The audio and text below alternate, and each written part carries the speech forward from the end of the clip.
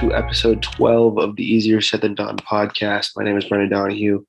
You'll hear Bob Horgan in a little bit. Dave is not in on this week's episode. It's been a while since our last podcast, I should say.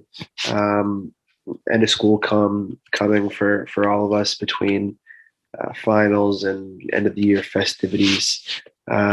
Just a lot going on, so didn't get a chance to put anything out the last week and a half or so. If you can hear this, my allergies are kind of bothering me right now, so that's why I sound a little bit nasally, but I'm all right in the interview that we have. This week we had a chat with Chris Motta. Chris is a guy from Grafton that really knows his stuff about the NFL draft. Predicted 16 of the first 32 first-round picks correctly, very knowledgeable about the pool of players. So we sat down with him, talked to him about the Patriots drafting Mac Jones, the rest of the Patriots draft class, what it meant, where people fit in, along with how the rest of the draft kind of laid out, with first-round quarterbacks going off the board, with our friend Pat Fry getting drafted by the Steelers, by Grafton local guy Ifeatu Melifonwu getting drafted by the Detroit Lions. So there's a lot of stuff primarily around that, but some other topics lodged in there. Going forward, there's going to be a lot of me, Bob, Dave, we're going to have a lot of stuff going on during the summer between work and other commitments and vacations and stuff like that. So no matter what, if we can't get a podcast out, I'll try and get a blog or something like that out just to keep stuff coming out. But we'll talk to you guys next week. Here's the interview with Chris, and talk soon. All right, joining us now is Chris Motta. Chris is from Grafton. I went to UMass, kind of ran around in a bunch of the same circles, but never ran into each other. Really knowledgeable about the draft. I believe he got 16 out of the 32 first-round picks, right? So he knows his shit. So, Chris, thanks for joining, man. Yeah, thanks for having me, man. I'm excited to talk about the draft. Finally excited about the Patriots. Had a little bit of a low year, so can now start talking about some serious football. Yeah, so, I guess we'll start right there. So the way that I was watching it, I was pulling for Justin Fields pretty much the entire time. I'm not going to lie. I was pretty vocal about it, too.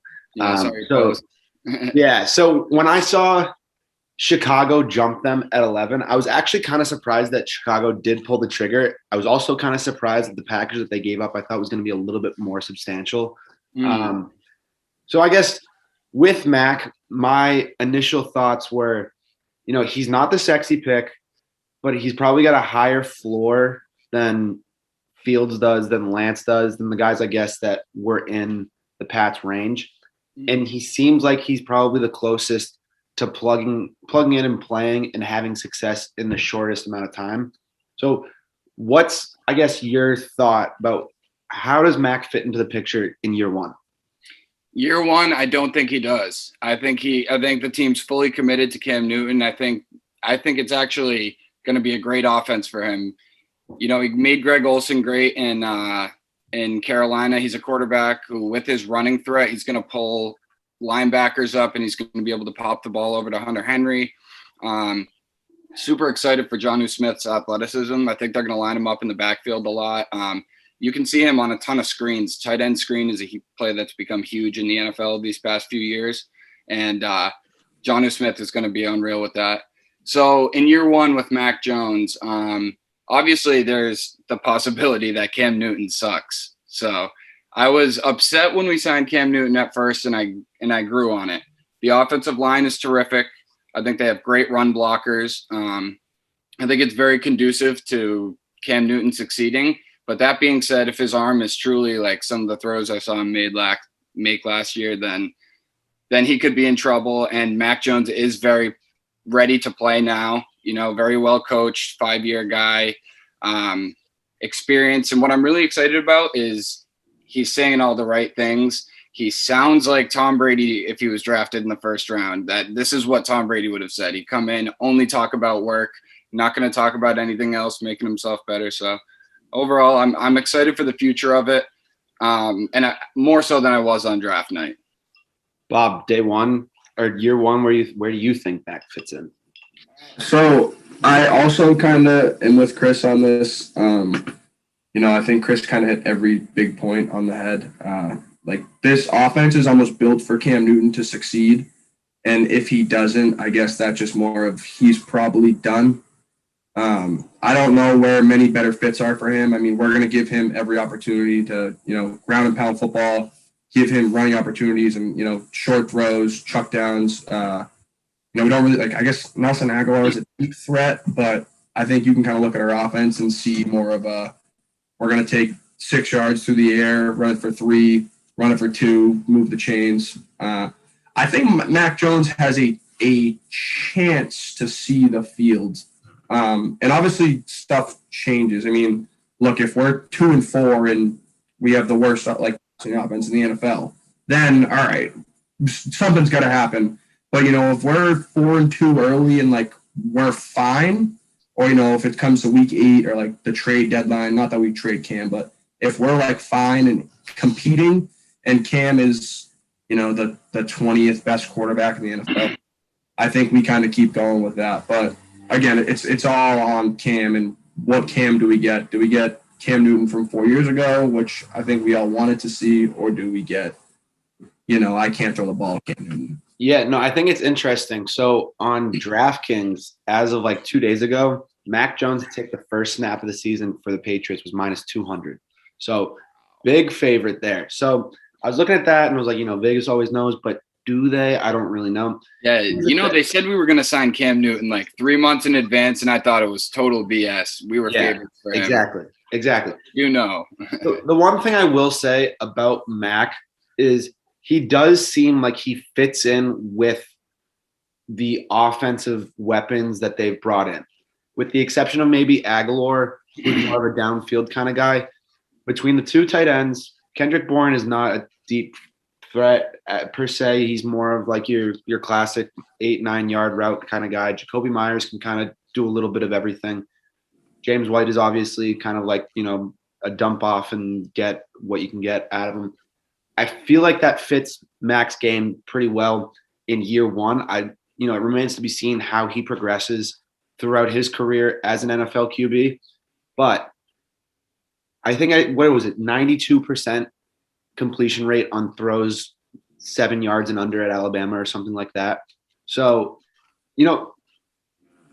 who knows, to be completely honest with you. We don't know. I don't even think Bill knows. It's all going to be, like we've said, it's all going to be based off of how Cam does. Belichick said it's Cam's job to lose. So, that's all there is to be said at this point right now. Yeah, going off what you said a little bit, I think while the offense is conducive to Newton succeeding, I don't think it is any holds Mac Jones back at all. Like you said, I think Mac Jones could succeed just as easily as Cam Newton could. I think Mac, I don't think he's known for his deep ball, but keep in mind he's the same guy throwing to Jalen Waddle and Devontae Smith all year. So he knows how to deal with speed. He knows how to put the ball downfield. He does underthrow sometimes, but I'll tell you what, any rookie quarterback who is able to come into a situation with a top-tier offensive line and binkies like tight ends and James White, I think they're in a great position to succeed no matter what. So I don't think you can really go wrong with a fit for either quarterback. I'll ask one thing. So the whole thing about Mac was that people were concerned that he's playing on Alabama. He's behind the best offensive line. He's surrounded by the best weapons. Do you think there's any truth to that argument at all? There's, of course, truth to it in that you'd like to see more. But the thing is, he did everything he was expected to do with those weapons. So it can't be something that's held against him. He couldn't have done any more. His season was barely short of Joe Burrow. And I know he didn't have as good of tight window passing numbers, but he didn't really need to throw into many tight windows, to be completely honest. So yes, it's a concern. He had clean pocket, but I think he's going to have a clean pocket here. He had good weapons there. Great weapons there, excuse me. Even on an NFL team, they're great weapons. But here he's going to have good weapons, above average weapons. And, going forward, looking long-term, too, they're going to add someone else, too. They're going to add other weapons. I think the tight ends will be here for a while, but they'll add someone else. So Yeah, I mean, it's almost like you can't hold it against him that he was on a good Exactly. team. Yeah.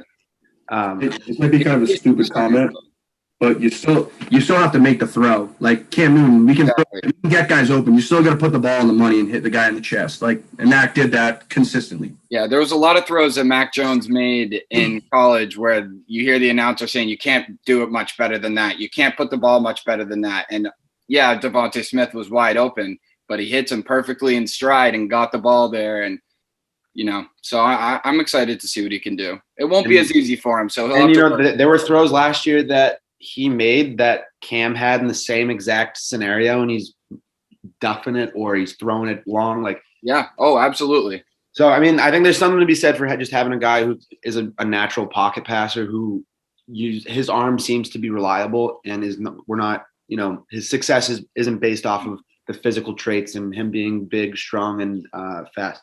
So I guess we'll move on to the rest of the draft. Bob, did you like it? Did you love it? Were there things that you wish that they addressed? Maybe a corner, maybe a receiver earlier than the 7th? I honestly, I wasn't really into taking a receiver unless, I loved Rondell Moore just as a deep on the fly. Why not? And I just don't think he was worth where he got picked. I would have taken like a flyer on him in the 3rd round, maybe. I like the Barmore pick. I think, he can he's going to play, but like he's going to have a year to grow, maybe 2. I think people had him as high as going to us in the 1st round, which doesn't mean a ton, but he's a good player. I mean, you saw the national title game. He dominated. Like think about him. He was Alabama's best defensive lineman. Historically, Alabama's best defensive lineman has a solid NFL career. So I'll take my chances with that. I don't know much about Ronnie Perkins, I'll be honest, but I just think the value is there. Why not add him to he's looking at him. He's what, like 6'3", 255, I think he was. He's kind of that like tweener defensive end. Yeah, but besides that, no pick I really loved later on. I think the Oklahoma back was Ramondre Stevenson or whatever. Looks like Sony's probably on his way out, which see ya. You gave us 1 year. But I think, it was a typical Patriots draft. No one really exciting, just kind of what you expect. Yeah, no, I think that – so I guess I'll go next. So the Barmore pick I liked. I think if you look at the spine of the team, there's a young player in place to be here for a while and contribute at almost every single position now, except for maybe linebacker. If you look, so on the defensive side of the ball, you got Barmore there now. You have on the secondary, you have Duggar and you have J.C. Jackson, depending on what the contract situation turns into there.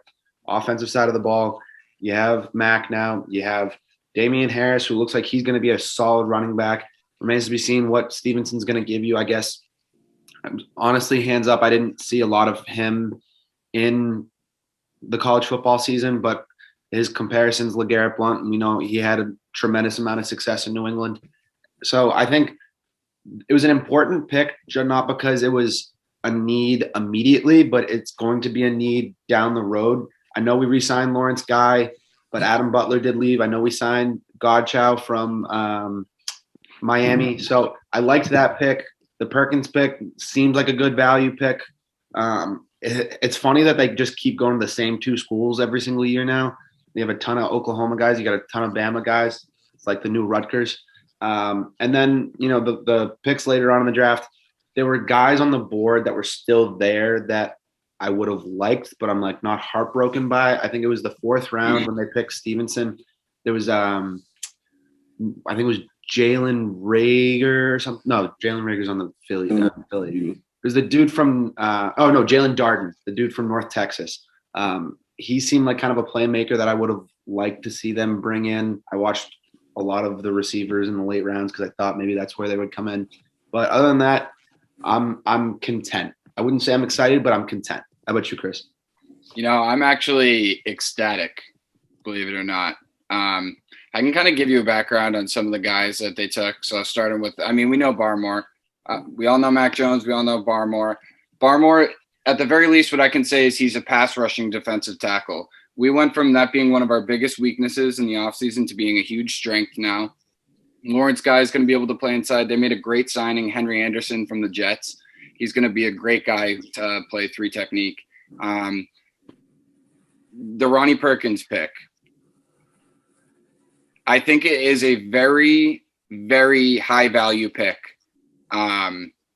This is a guy who I covered the draft very, very intently, and this is a guy who would have been good value at the beginning of the second round, midway through the second round, and we got him with pick 96. He's got wicked heavy hands. He's not necessarily the quickest guy, but he has great bend and very heavy hands. You like when he's attacking tackles, he drives them back into the pocket and collapses it. I absolutely love his upside. Don't know if he'll play this year with Judon, Van Noy, all these killers coming off the edge. But he'll be a good value pick long term. Stevenson, I think they absolutely needed a running back. Not really a popular pick among Patriots fans, but you lose Rex Burkhead, or maybe you don't lose him. He's in free agency. Who knows what happens with him? He's still unsigned. But 1 year left of Sony, 1 year left of James White, and then you're Damian Harris and now Ramondre. So you have Damian Harris, who they hope to start working now on catching more out of the backfield and being more of a Swiss Army knife. And then maybe you have your guy who's Stevenson, who's a bruiser. He's really quick on his feet and very patient. Those are the 2 things that stand out about him for being a big guy. I think he played at like 246 in college, and he came down to like 230 or so at his pro day. And then the last pick I really, really, really love is Cam McGrone, the kid from Michigan. I follow a bunch of guys who are Patriots experts, and some of them had us getting him in the 3rd round. They wanted us to take him like during the live feed while the draft was going on. And this is a guy who, if he didn't have his injuries, which held him back, he won't play this year. He will not play. But especially, I'm not the biggest fan of Bentley. I don't think Anthony Jennings, our 3rd round pick from Bama, played particularly well last year, even on special teams.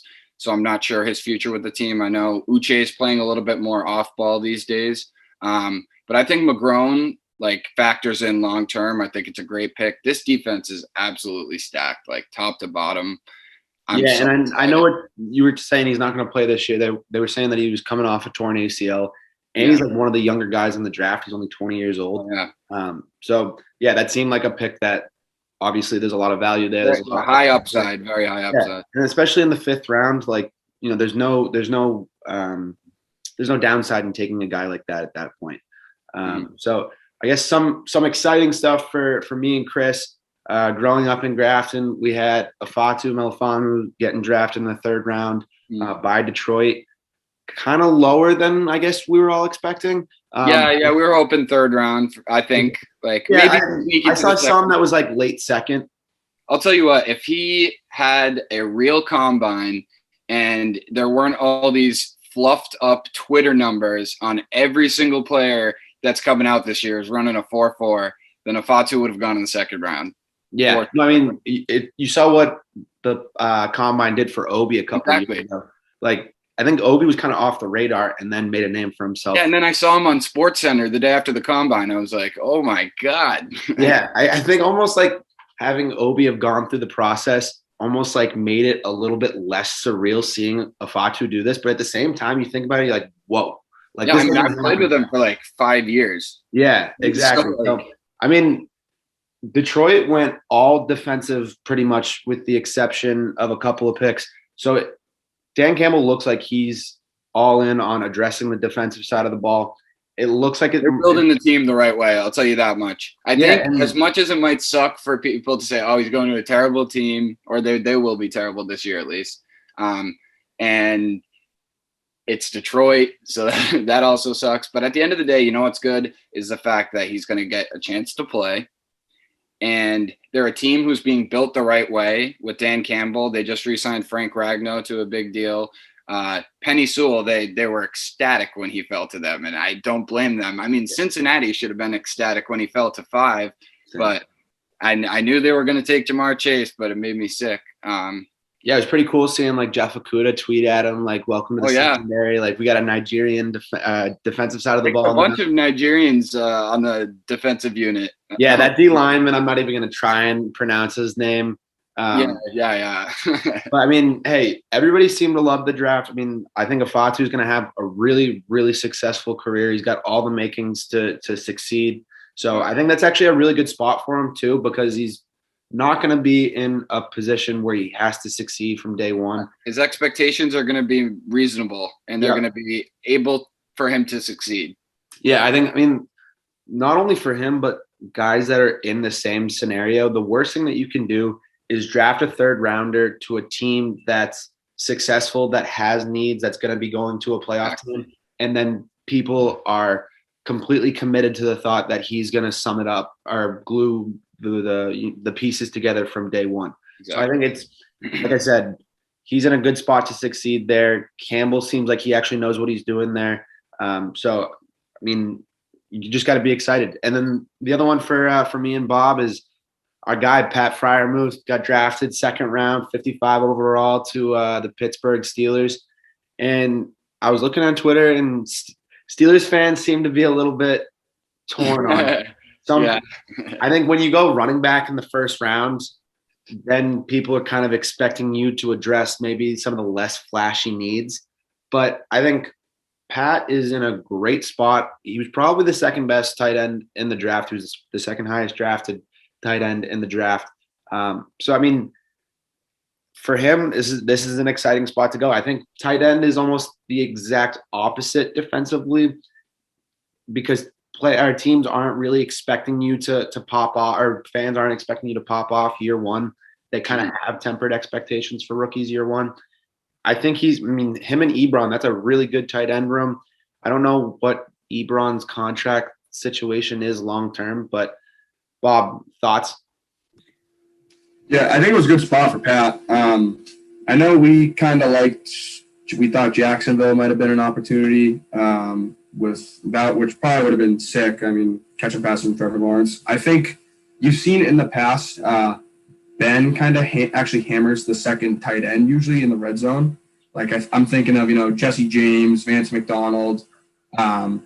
I know Heath Miller was like their one, but like that's kind of what I think about Pittsburgh, like in their tight end, about that.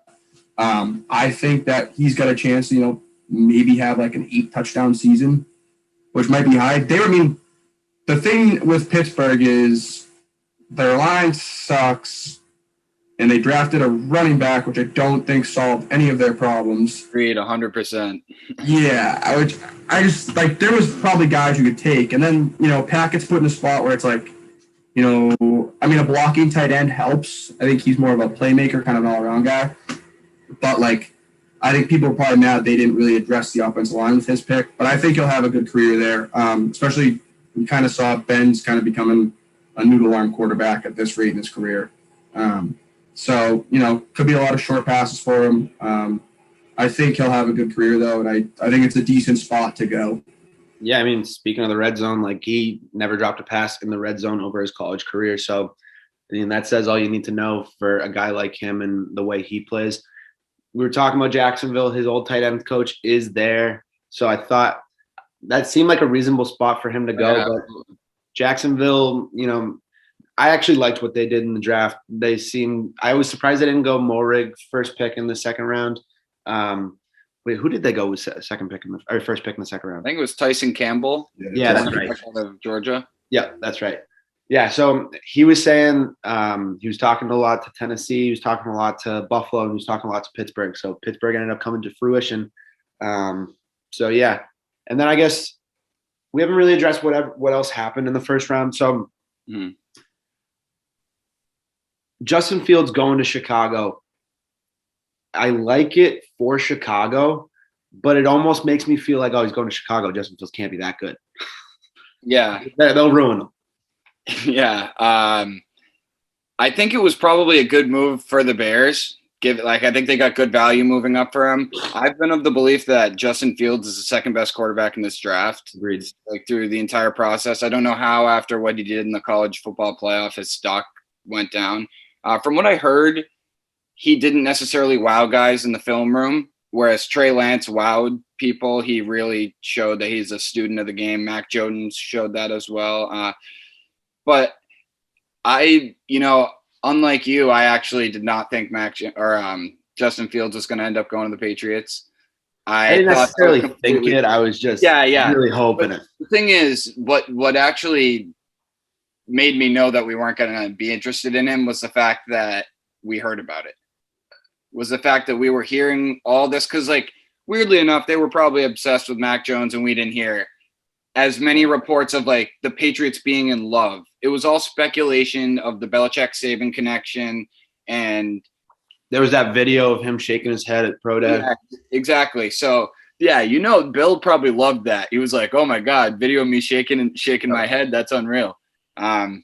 So I didn't think it was ever going to be Fields, but I think the draft could have really changed had Mac Jones gone 3. But I really don't.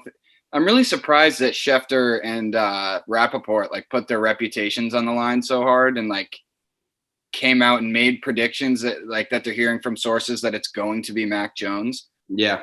No, I mean, it seemed like no one really knew anything, especially after they come out and say that people in the organization didn't know whether it was going to be Mac Jones or Trey Lance. And it's just the real signs didn't show that it was going to be Mac Jones. Yeah, it was only the package the package that they gave up was too hefty for them to pick Jones at 3. I mean, here's my thing with them drafting Trey Lance, and it's the same thing with the Jets drafting Zach Wilson, is I'm sure they are going to be good QBs. I have a tough time how you can evaluate them playing against Troy, Coastal Carolina, who was good this year, but you get the point. Yeah, and Coastal beat BYU, yeah. Exactly. So I have a tough time evaluating that versus Lawrence, Fields, Jones constantly playing the best teams in the country against the best secondaries in the country. So, I mean, it remains to be seen. I think Wilson is going to be a good QB. He still does look like he's 14 years old. It's crazy. He's got a baby face. Yeah, he does. And it seemed, I mean, they're going to give him the keys day one, it looks like, because I don't really have. Yeah, definitely. He might be the only one besides Lawrence who for sure has the keys to the kingdom day one. Yeah, I think so too. Like you, the only way that Cincinnati drafted Jamar Chase is if Burrows put a birdie or sent a birdie out and said, "I want Jamar Chase." Because I don't know how you can have a guy who your number 1 overall pick who just tore everything in his knee, and you don't pick the best tackle in the draft in a spot of need. My only answer for you is that this is the same team who had Marv Lewis as a coach for 20 years and never won a playoff game. There are some organizations that just don't do business the right way. And that, as much as I actually think Jamar Chase will succeed, I think like he'll probably be the best fantasy player of the wide receivers, especially year one out of the draft. But at the end of the day, you just got to shake your head and chalk it up to the Bengals wanting to be sexy and sell tickets over wanting to shore up what really matters and win games and build a real team. So, yeah. I mean, Bob, your favorite pick in the first round? I think I like the Eagles going up and getting Devonta Smith. I know it was a weird thing. They've needed help for so long. And I don't know. I don't like the he's too small narrative. Like, I think you kind of saw I know college schemes are way different than the NFL and the players, the game's faster and everything. Like, watching him just if you watched one game of him, obviously he won the Heisman, but just watching the Ohio State game, it's almost like he runs his routes so effortlessly and just like he's just always open, where it's like, man, he's small, but if he's not going to get hit, if he's going to get down, he's going to get out of bounds. It doesn't matter. I think he legitimately has a chance to be, I don't know, top 15 guy year one. I don't really know. I don't know what their style is going to be like. Hurts is kind of a scrambler. But I think he could have a huge year. Yeah, I think it was a failure for the Eagles if they didn't come out with one of those 4 playmakers, whether it was Pitts or the 3 receivers at the top. I just can't believe the dynamic of that trade. That NFC East, 10, 11, 12, Dallas agreeing to screw over the Giants probably because they're closer to succeeding, and they would probably rather have the Eagles get Devontae Smith than the Giants. Yeah, definitely. I mean, here's the thing: is like we don't even know how good Jalen Hurts really is. Like he played well, but they still went 1-4 while he was the quarterback.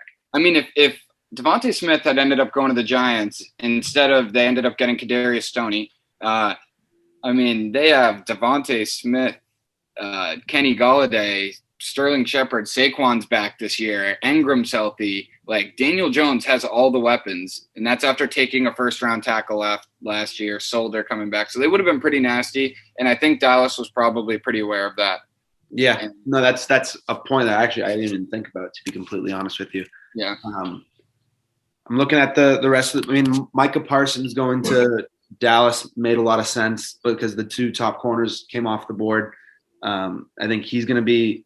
I mean, look, he's going to be a stud. It's just I don't understand why he fell the way he did unless there was those character issues that were like that prominent. I mean, he was the best defensive player in the draft in my opinion, and to see him go down to 12 is crazy. I don't know how I felt about Horn and Surtain going in the top 10. I don't necessarily think that this was a super top heavy cornerback class, and it kind of felt like they said that they took corners because they had to take one of those two guys. But I think Parsons is going to succeed there. Mm-hmm. I think Parsons was a solid pick. Doesn't fit a need, but it gets your overall defense better. I mean, they have Van Der Esch and Jalen Smith, two definitely top 10 linebackers. So, I mean, it gets better. It gets their defense better. They didn't really – they definitely would have liked one of those guys falling to them. But, you know what, I think the Panthers never really replaced James Bradbury. And they're in a division right now where they have to go against Chris Godwin, Mike Evans, Antonio Brown, Michael Thomas, and who's the other? And Julio Jones, Kyle Pitts, and Calvin Ridley. Yep. So that was a team who I know they spent their first 7 picks, or actually all 7 picks in the draft last year. Matt Rule's first year as head coach. They spent all 7 picks on defense. And then they went right back to the well again. I actually like it. I thought they could have gone Waddle. Had Waddle slipped, had Waddle not gone 6 to Miami. I think they could have gone Waddle to replace Curtis Samuel. I think I heard some reports too that that was going to be his floor, anyways. Jalen Waddle's floor. 8, yeah, so. we actually had him going to Carolina in our mock. It was just like Curtis Samuel left, Robbie Anderson's on last year of a deal. If he puts up a season like he did last year, he's not going to be cheap by any means. My favorite pick in the first round, outside of like the top 10, there were picks that I really, really liked and thought that they just made too much sense. Rashad Bateman, 27 to Baltimore. I think that's a great pick. For me, Lamar needed another player Hollywood hasn't exactly pumped out the production that they thought that he was going to. He's a nice playmaker. He's not a first round pick production type of guy.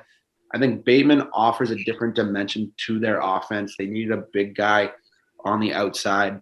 Like I said, they have Hollywood. Willie Snead's still a smaller guy. Mark Andrews lining up at tight end. Bateman gives them a bigger body on the outside. He's strong. He runs routes well. I thought that was a really good fit. I actually had him going to Baltimore in the mock. I actually had them trading up to get him. So the fact that he fell to 27 is good value there. Yeah, I mean, other than that, I really like Greg Rousseau, too, out of Miami. The fact that you can have 16.5 sacks and then just opt out and have your not fall that much.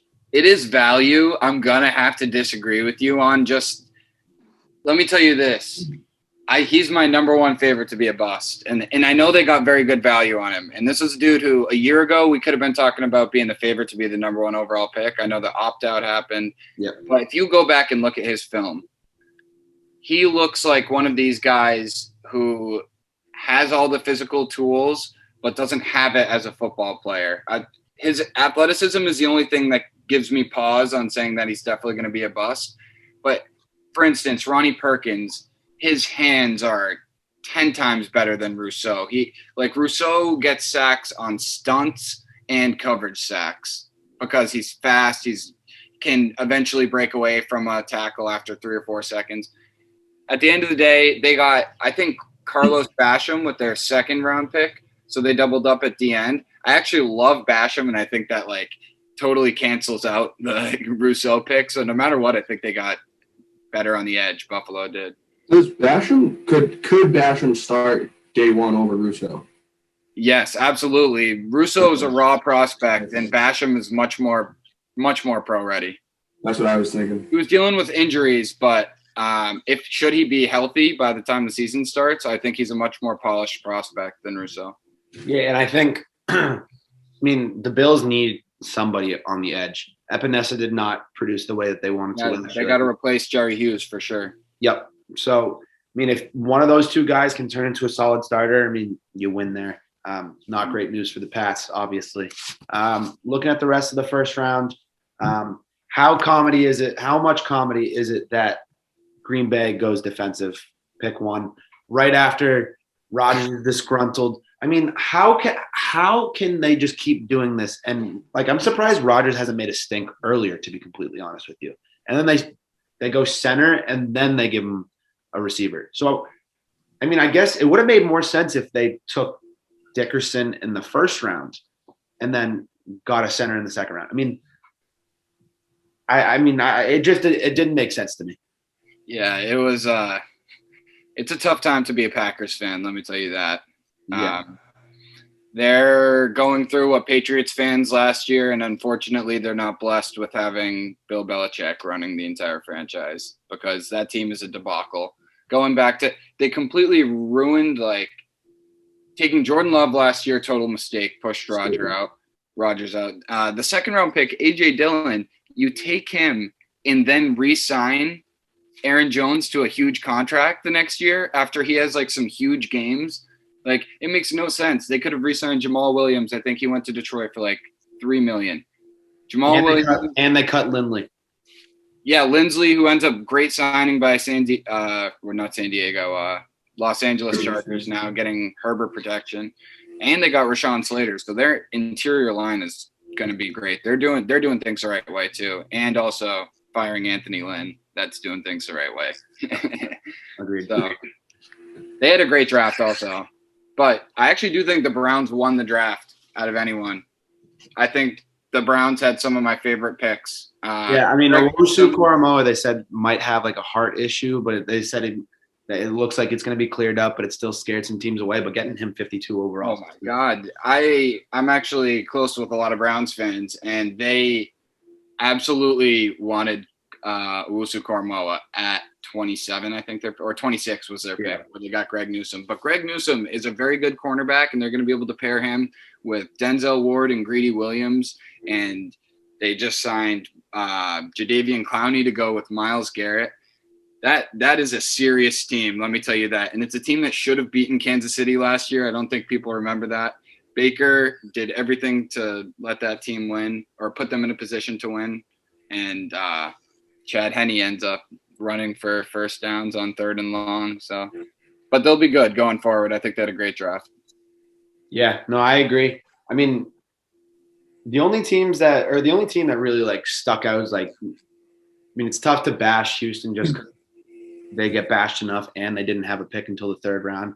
Taking Davis Mills is interesting though, because it's almost like they might know something as Deshaun Watson. Like, Deshaun Watson might have the most unclear future of any athlete in professional sports. Like, realistically, he could never play a snap of football again if all these cases are legitimate. But I would be surprised if that happened. If I never saw him play again, I think I'd be surprised at this point. Yeah, no, some more stuff would have to happen, I think, for that. Probably. I'd say there still is a small chance. He's definitely not playing this year. For anyone in fantasy or whatever, he's definitely not playing this year. I don't think he'll ever play a snap for the Houston Texans again. I agree with you on that. Yeah, I think he gets the fuck out and just, dude, get out of Texas, because clearly someone doesn't like you down there where they're doing all this shit. Yeah, and the tough thing is that he's untradeable right now. Who's going to trade for him until all this shit is cleared up and his suspension is served? Well, here's the thing: is like, if you're a team that needs a QB, like this would be the time to trade for him. Yeah, but can you handle that PR wise? Exactly. Exactly. From a football standpoint, it makes a lot of sense. From everything else standpoint, it doesn't make a lot of sense. And Jerry Jones would do it. Go ahead. What'd you say? I was just saying Jerry Jones would do it, or Al Davis would do it. One of those two would do it. Yeah. I think another team that had a really good draft was Miami. I mean, I think Waddle's a good pick. I think they would have been happier if Chase fell to them or Pitts, one of those. Yeah. But I think, you still need to get to a weapon. They could sneaky have a pretty good offense this year, but it's all dependent on what Tua's production looks like. Parker, Waddle, and Gesicki at tight end. Fuller too. They signed Will Fuller. Yep, and Myles Gaskin produced really well at running back. So I'm not surprised they didn't take a running back though. I agree with you there. I was going to say the same thing. There wasn't a ton of. Actually, I thought Chuba Hubbard might have been a good fit there. He's a good pick for Carolina. Yeah, actually, in terms of late running backs, I actually really like Trey Sermon, who went to San Francisco. That's gonna I don't really believe in Mostert or Jeff Wilson long term, and McKinnon just signed elsewhere. So I think he signed with Kansas City. Yeah. Makes sense. Yeah, I feel like all of those running backs are they all blend into one for me. It's maybe it's because they were all hurt at different periods last year and they all played last year. But Mostert can't stay healthy. I think he played 7 games last year, and then it was McKinnon, and then it was Tevin Coleman, and then it was Jeff Wilson, who absolutely tore the Patriots a new one. I think they had one other guy too. Michael Hasty. Yeah, Hasty. There you go. They had I remember I picked him up week 15 of fantasies. They were he's gonna get a run. I'll tell you what, whoever lines up at running back for San Francisco is going to produce. Yeah, bottom line, with Shanahan there, they're going to run the ball effectively in that zone running scheme that he's got going on. So they're a good value. Trey Sermon's a good value later in your fantasy drafts. I guess one more question, then we'll get out of here. Does Trey Lance take a snap this year without Jimmy G getting hurt? There you go. Yes. I'm gonna go no on that one. I think so too.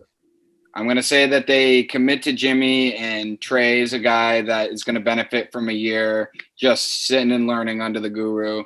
And I think Jimmy will honestly probably go get a low end starting job somewhere next year when his contract runs up. I don't know where it'll be, but that.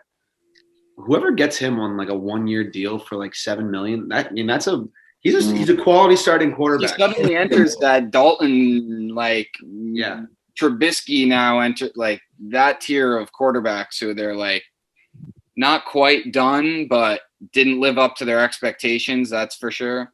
Yeah. I think this is the thing. I think Jimmy G kind of gets a bad rep. I think he's I think he's. Again, is he a top 32 quarterback in the NFL? I think 100% yes. Yeah. Is he top 20? I think he's one of those fringe guys. I think he'll be a starter for the foreseeable future. Look, that San Francisco defense 2 years ago was unreal. That offense had, George Kittle, obviously, and then they just had a great year. Mm-hmm. He just get them to the Super Bowl. Yeah. I'll say this. I would have been fine if we didn't take a QB in the first round if we were trading for Jimmy G. I don't think that was ever going to happen. But I'm happy that it didn't happen, A, because you're actually getting a guy here who you can develop long-term, and B, I don't have to listen to Felger and Maz bitch about it every single day. Amen. And they still are. So I don't know how they can actually, be upset with the draft. I don't know how. All they wanted was a quarterback. Yeah. I don't think there's a spot really where you can be I don't know why they did this. And they're usually prone to one pick where you're what the hell are you thinking here? Yeah. And every single pick was good. Even the 6th round pick, Josh Bledsoe, is very much so an Adrian Phillips type player. There's potential with all of these guys. And I trust the Patriots. Look, they got William Sherman with a 6th round pick as well. Mike Onwenu was the 6th round pick last year, and we're looking at one of the top 5 offensive linemen in football potentially. Yeah. Going forward.